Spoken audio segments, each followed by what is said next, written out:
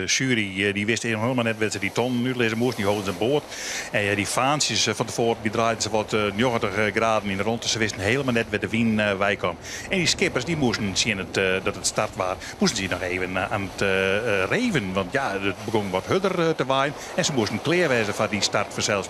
Die start die weer van een route hier op de Hegemer. Maar 2 keer heen en weer van het publiek weer prachtig in het cruiserak. Dat ziet er helemaal mooi in. Dus dat weer geen enkel probleem van die skippers.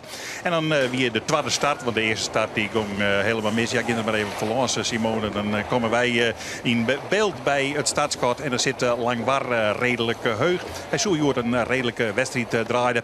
En wij zagen hoe die skippers hun paard zochten. Want ze wisten dat het eerste rakje verschrikkelijk belangrijk was. Je beziet het jouweren er doorheen te komen. Met Bolzert er achterom.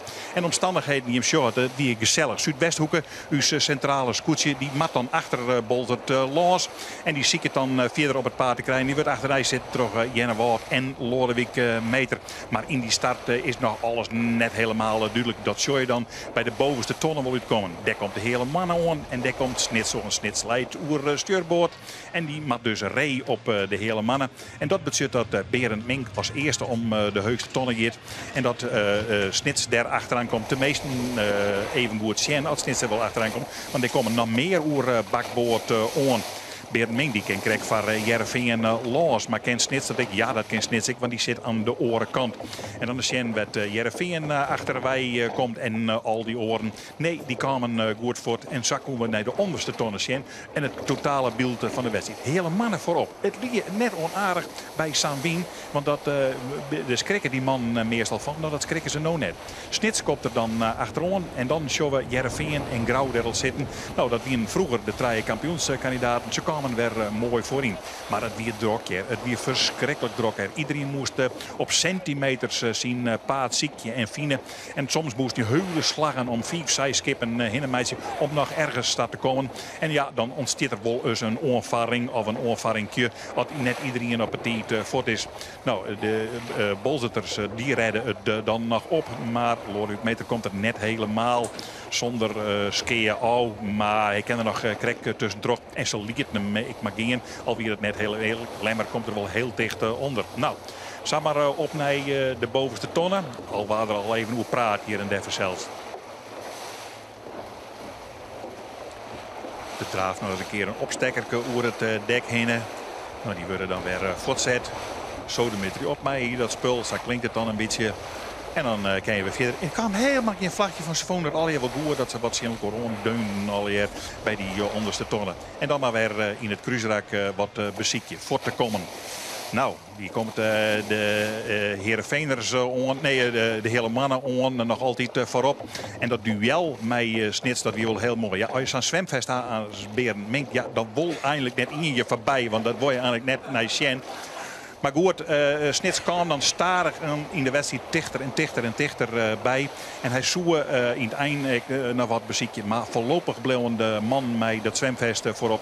En het weer een hele knappe prestatie van de hele mannen. Zeker in dit beeld van de wedstrijd.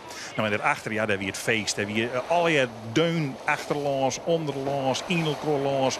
Het weer verschrikkelijk. Hier komt de jouwer achter Grauw. Die kwam in zijn prachtige streek. Kwam er helemaal tussen. En dan maakt hij ertussen. En dan komt hij daar achterom.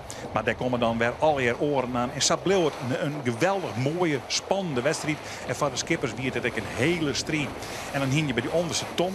Dan zie je wat te leeg. Dan moest je weer omheug. En dan moest het zeil weer oerkwakt worden.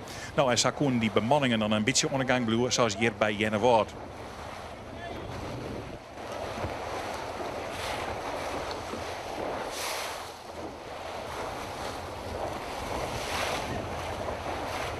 En dan de oren maar weer achterna.